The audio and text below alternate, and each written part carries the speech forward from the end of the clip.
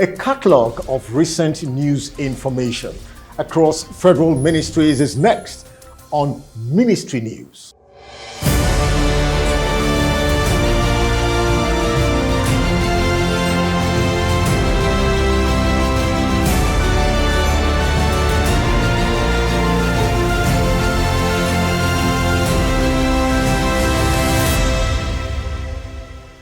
The Minister of Niger Delta Affairs, Mr. Umana Okonumana, on Wednesday in Abuja inaugurated the governing board of the Niger Delta Development Commission (NDDC) with a charge on them to guard against the award of spurious and indiscriminate contracts. At the inauguration of the new board, the minister listed the task before them, including faithful implementation of the recommendations of the report of the forensic audit looking into allegations of irregular employment from 2019 in order to ensure all cases of employment were done within the extant rules and regulations of service. He, however, promised necessary support and guidance needed by the board for a successful tenure. We believe both the ministry and the NNPC must collaborate rather than compete with the state governments in the region to best deliver value to the majority of the people. The collaborative strategy is also the cornerstone of the relationships with community leaders and the oil companies that operate in the region. The Minister of Finance, Budget and National Planning, Mrs. Zainab Ahmed, has said that the federal government will go ahead with the securitization of 23.7 trillion naira ways and means advances issued by the Central Bank of Nigeria. The minister will disclose this during the public presentation of the 2023 federal government's budget at the Ministries headquarters in Abuja recently. Noted that the CBN Ways and Means was built up over 8 years from 2014 to 2022 to the current amount, and the ministry is hopeful that the National Assembly will pass it as requested by Mr. President. Speaking further, the finance minister said Nigeria can no longer be described as a mono economy, as the non-oil sector is now the mainstay of the economy. Speaking on fuel subsidy, Mrs. Ahmed disclosed that in the 2023 fiscal period, the government only made a provision of 3.36 trillion naira for fuel subsidy payment to cover the first 6 months of 2023, in line with the 18-month extension announced in early 2020. Total revenue available at slide 19 to fund the 2023 FGM budget is estimated at 10.49 trillion naira, and this includes gross revenues of 63 government-owned enterprises totaling 3.87 trillion. Of this, federal government oil revenue share is projected to be 2.29 trillion, non-oil taxes at 2.43 trillion, and federal government independent revenues at 2.64 trillion. Other revenues totaling 762 billion are also projected in the 2023 revenues of 10.49 trillion. The Minister of Power, Abubakar Aliyu, have disclosed that 6 million meters is to be deployed nationwide in the first and second quarter of 2023 to reduce the number of unmetered electricity consumers in Nigeria. He further noted that the federal government has successfully executed a metering initiative post-privatization, with 1 million meters rolled out in the first phase of the National Mass Metering Program. The Minister of Power equally stated that the federal government was also establishing a meter service fund that will allow for continuous metering in NESI.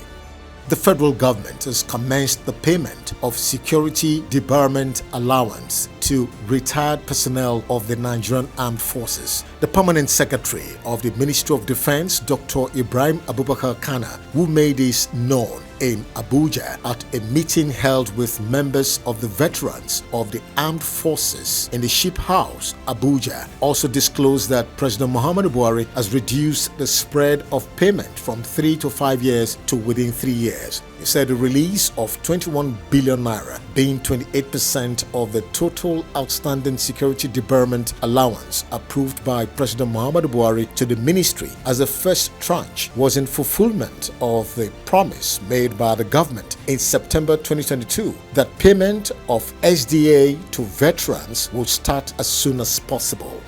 The Minister of Transportation, Muazu Sambo, has urged the international oil companies, IOCs, that are doing business in Nigeria to respect the laws of the country and to prioritize the welfare of maritime workers. The minister, who was represented by the Permanent Secretary of the Ministry, Madeline Ajani, in Lagos during the end of year dinner gala night of the Ship Owners Association of Nigeria, urged the IOCs, including the Nigerian National Petroleum Company NNPC, to play by the rules.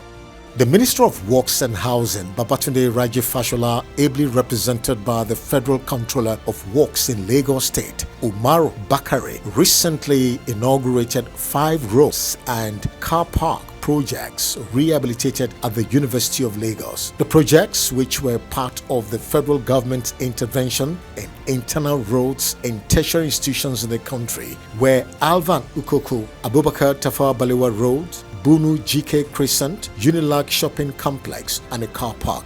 The minister noted that the President Muhammadu Buhari government was committed to improving the quality of infrastructure delivery across tertiary institutions in the country.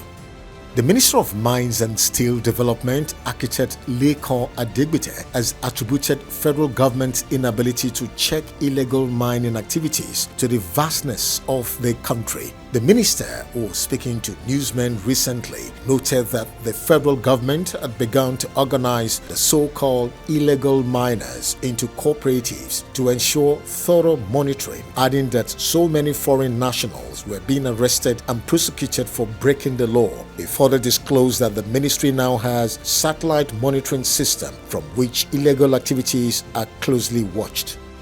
The Minister of Labour and Productivity, Dr. Chris Ngige, has denied, saying that the federal government was reviewing the salaries of public and civil servants. The minister said the increase he alluded to with State House correspondents in Abuja was the remunerations and emoluments of the affected workers, especially the civil servants. The minister's denial was contained in a statement signed by the head public relations of the ministry, Mr. Olayide Oshudun. The statement said the Presidential Committee on Salaries, through the Office of the Secretary to the Government of the Federation, had received recommendations for review of allowances of many ministries, departments, and agencies of government.